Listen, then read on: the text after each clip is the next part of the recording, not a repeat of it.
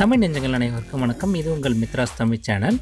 இன்றைக்கி நம்ம பார்க்க போகிற video RRB group D exams வந்து வரும் செப்டம்பர் 17லேருந்து ஸ்டார்ட் ஆகுது. அந்த எக்ஸாம் எழுத போகிற ஸ்டூடெண்ட்ஸுக்கு வந்து நிறைய இன்ஸ்ட்ரக்ஷன்ஸ் வந்து ஆர்ஆர்பி வெப்சைட்டில் வந்து அப்டேட் பண்ணியிருக்காங்க. அதை பற்றி எல்லாம் தான் இன்றைக்கி நம்ம வீடியோவில் பார்க்க போகிறோம். இது வரைக்கும் சேனலை சப்ஸ்கிரைப் பண்ணாமல் இருந்தீங்களா, மறக்காமல் கீழே தெரியுற அந்த சப்ஸ்கிரைப் பட்டனை ப்ரெஸ் பண்ணிவிட்டு கூடவே இருக்க அந்த பெல் பட்டனையும் ப்ரெஸ் பண்ணிவிடுங்க. அப்போ தான் நாங்கள் போகிற வீடியோஸோட அப்டேட்ஸ் வந்து உடனுக்குடன் உங்களுக்கு வந்து விடும். கூகுளில் போய்ட்டு rrbchennai.gov.in அப்படின்னு டைப் பண்ணுங்கள்.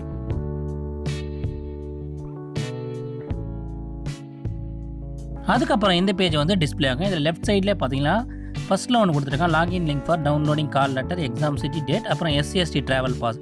இந்த டீட்டெயில்ஸ் தேவைப்படுறவங்க வந்து அந்த கிளிக் ஹியர் ஃபார் டீட்டெயில்ஸ் அதை கிளிக் பண்ணிங்கன்னா உங்களோட ரிஜிஸ்ட்ரேஷன் நம்பரையும் வந்து அதுக்கப்புறம் உங்களோட டேட் ஆஃப் பர்த்தை கொடுத்து லாகின் பண்ணிவிட்டு அந்த டீட்டெயில்ஸை நீங்கள் டவுன்லோட் பண்ணலாம்.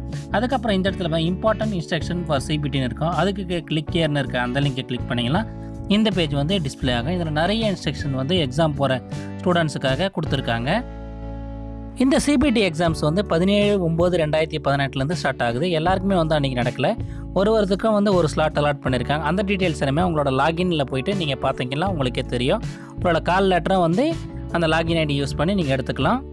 உங்களுக்கு என்றைக்கு வந்து எக்ஸாம் அலாட் பண்ணியிருக்காங்க அதுக்கு 4 நாட்களுக்கு முன்னாடி தான் இந்த கால் லெட்டர் வந்து உங்களோட லாகினில் போயிட்டு உங்களால் எடுக்க முடியும். அதை முக்கியமாக ஞாபகம் வச்சுங்க.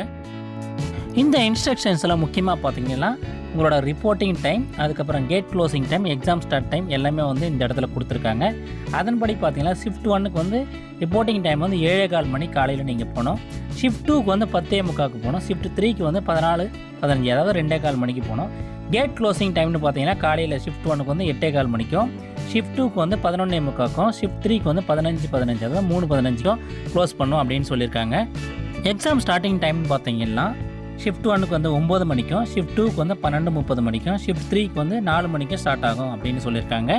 அதுக்கப்புறம் முக்கியமாக கீழே பார்த்தீங்கன்னா கேண்டிடேட்ஸ் வந்து அந்த அவங்க சொன்ன டைமுக்குள்ளே கரெக்டாக வந்து ரீச் ஆகணும் அப்படின்னு சொல்லியிருக்காங்க. கேண்டிடேட்ஸ் வந்து எக்காரணத்தை கொண்டு அந்த கேட் க்ளோஸர் டைமுக்கு அப்புறம் வந்து அலோவ் பண்ண மாட்டேன் அப்படின்னு சொல்லியிருக்கேன். ஸோ நீங்கள் உங்களுக்கு மென்ஷன் பண்ணியிருக்க அந்த டைம் முன்னாடியே வந்து எக்ஸாம் சென்டருக்கு ரீச் ஆகிடுங்க. அடுத்தது ரொம்பவே முக்கியமான ஒரு பாயிண்ட் சொல்லியிருக்காங்க. அதாவது நீங்கள் எக்ஸாமுக்கு போகும்போது நீங்கள் கண்டிப்பாக வந்து ஒரிஜினல் ஃபோட்டோ ஐடி ப்ரூஃப் வந்து கண்டிப்பாக எடுத்துகிட்டு போகணும் அப்படின்னு சொல்லியிருக்காங்க. எந்தெந்த ஃபோட்டோ ஐடி ப்ரூஃப்ஸ் நீங்கள் எடுத்துகிட்டு போகலான்ற டீட்டெயில்ஸ் எல்லாமே உங்களோட கால் லெட்டரில் வந்து மென்ஷன் பண்ணியிருக்கேன்னு சொல்கிறாங்க. அதனால் நீங்கள் மறக்காமல் வந்து ஃபோட்டோ ஐடி ப்ரூஃப் ஒரிஜினல் வந்து எடுத்துகிட்டு போங்க. ஜெராக்ஸ் காப்பீஸ் வந்து எக்காரணத்தை கொண்டும் அலோவ் பண்ண மாட்டேன் அப்படின்னு சொல்லியிருக்காங்க. அதனால் கண்டிப்பாக ஒரிஜினல் எடுத்துகிட்டு போங்க. அதுக்கப்புறம் முக்கியமாக பார்த்தீங்கன்னா மொபைல் ஃபோன்ஸ், பேஜர், வாட்சஸ், அப்புறம் Bluetooth enable devices, calculator, metallic wares அதாவது பேங்கிள்ஸ், பெல்ஸ், பிரேஸ்லெட்ஸ் எக்ஸெட்ரா எதுவுமே வந்து எக்ஸாமில் வந்து அலோடு கிடையாது. அதனால் நீங்கள் எதுவுமே வந்து வேர் பண்ணிட்டு போகாதீங்க. அதுக்கப்புறம் முக்கியமாக இன்னொரு பாயிண்ட்டும் சொல்லியிருக்கேன், அது முக்கியமாக வந்து கேர்ள்ஸுக்கு தான் வந்து பொருந்தும். அதாவது கைகளில் வந்து நீங்கள் வந்து மருதாணியோ மெகந்தி எதுவுமே வந்து வச்சுருக்காதீங்க அப்படின்னு சொல்லியிருக்கேன். ஏன்னா உங்களோட தம்ப் இம்ப்ரெஷன் வந்து அந்த இடத்துல வந்து நீங்கள் அஃபிக்ஸ் பண்ணணும்னு சொல்லியிருக்காங்க. அதுக்காக வந்து நீங்கள் கையில் வந்து மருதாணி என்ன எதுவுமே வந்து அப்ளை பண்ணாதீங்க அப்படின்னு ஒரு கண்டிஷன் சொல்லியிருக்காங்க. அதையும் பார்த்துங்க. அதாவது உங்களோட லெஃப்ட் தம்பை வந்து நீங்கள் வந்து அந்த இடத்துல வந்து அஃபிக்ஸ் பண்ண வேண்டியது இருக்கு. அதனால் வந்து அந்த லெஃப்ட் தம்பில் வந்து இதெல்லாம் வந்து எதுவுமே வைக்காதீங்க அப்படின்னு சொல்லியிருக்காங்க. அடுத்ததாக பார்த்தீங்கன்னா உங்களோட கால் லெட்டர் வந்து செல்ஃப் டெக்ளரேஷன் பேஜ் இருக்காது. அதை வந்து உங்களோட எக்ஸாம் சென்டரில் வந்து கம்ப்யூட்டர் ஸ்க்ரீனில் டிஸ்பிளே ஆகுமா, அப்போ வந்து நீங்கள் வந்து அதை மேனுவலாக வந்து கால் லெட்டரில் எழுதணும் அப்படின்னு சொல்லியிருக்காங்க. அதுக்கப்புறம் ரொம்பவே முக்கியமான இன்னொரு பாயிண்ட்டை சொல்லியிருக்கேன். அதாவது உங்களோட டெஸ்ட்டை வந்து நீங்கள் ஆன்லைனில் எழுதும்போது நீங்கள் கண்டிப்பாக சேவ் அண்ட் நெக்ஸ்ட் அந்த ஆப்ஷன் வந்து கண்டிப்பாக நீங்கள் வந்து மென்ஷன் பண்ணணும்னு சொல்கிறாங்க. நீங்கள் வந்து சேவ் பண்ணணும், அதாவது நீங்கள் ஆன்சர் பண்ணுற கொஸ்டினை வந்து சேவ் ஆப்ஷனை யூஸ் பண்ணி சேவ் பண்ணணும் அப்படின்னு சொல்லியிருக்காங்க.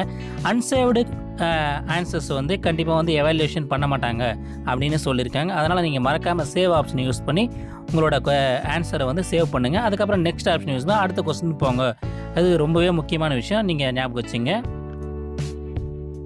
லாஸ்ட்டாக வந்து என்ன சொல்லியிருக்காங்க, நீங்கள் எந்த வித மிஸ்பிஹேவியர், மால் ப்ராக்டிஸ், இன்டிசிப்ளினரி ஆக்டிவிட்டிஸ் எதுவுமே வந்து நீங்கள் இன்வால்வ் ஆகக்கூடாது. அப்படி ஏதாவது பண்ணிங்கன்னா உங்களோட கேண்டிடேச்சர் வந்து டிஸ்குவாலிஃபைடு ஆகிடும், டிபாரம் பண்ணுறோம் அப்படின்னு சொல்லியிருக்கேன். அதனால் நீங்கள் வந்து ரொம்பவே கேர்ஃபுல்லாக வந்து உங்களோட எக்ஸாம்ஸ் வந்து அட்டன் பண்ணுங்கள்.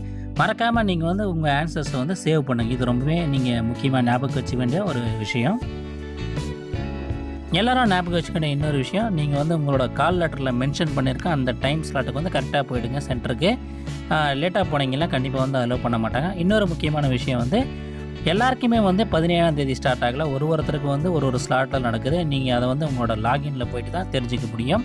அதனால் கன்ஃபியூஸ் ஆகாதீங்க. உங்களோட லாகின் ஐடி யூஸ் பண்ணி நீங்கள் அதை பற்றியெல்லாம் தெரிஞ்சுங்க.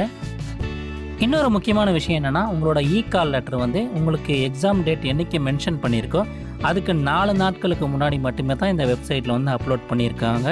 அதனால் உங்களுக்கு அதுக்கு முன்னாடி டேட்ஸில் போயிட்டு நீங்கள் வந்து லாகின் பண்ணி பார்த்தீங்கன்னா உங்களோட கால் லெட்டர் வந்து அதில் அவைலபிளாக இருக்காது. அதனால் வந்து டேட்டை கரெக்டாக பார்த்துட்டு அந்த 4 நாட்களுக்கு முன்னாடி வந்து லாகின் பண்ணி உங்களோட கால் லெட்டரை நீங்கள் டவுன்லோட் பண்ணி எடுத்துக்கலாம். இது வரைக்கும் சேனலை சப்ஸ்கிரைப் பண்ணாமல் இருந்தால் மறக்காமல் சேனலை சப்ஸ்கிரைப் பண்ணி சப்போர்ட் பண்ணுங்கள். இன்னும் பல யூஸ்ஃபுல்லான வீடியோஸ் எல்லாம் உங்களுக்காக நம்ம சேனலில் வர இருக்குது. இந்த வீடியோ உங்களுக்கு பிடிச்சிருந்தால் மறக்காமல் லைக் பண்ணுங்கள். இது யூஸ்ஃபுல்லாக இருக்குன்னு நினச்சலாம் உங்கள் ஃப்ரெண்ட்ஸுக்கெல்லாம் ஷேர் பண்ணுங்கள். நன்றி, வணக்கம்.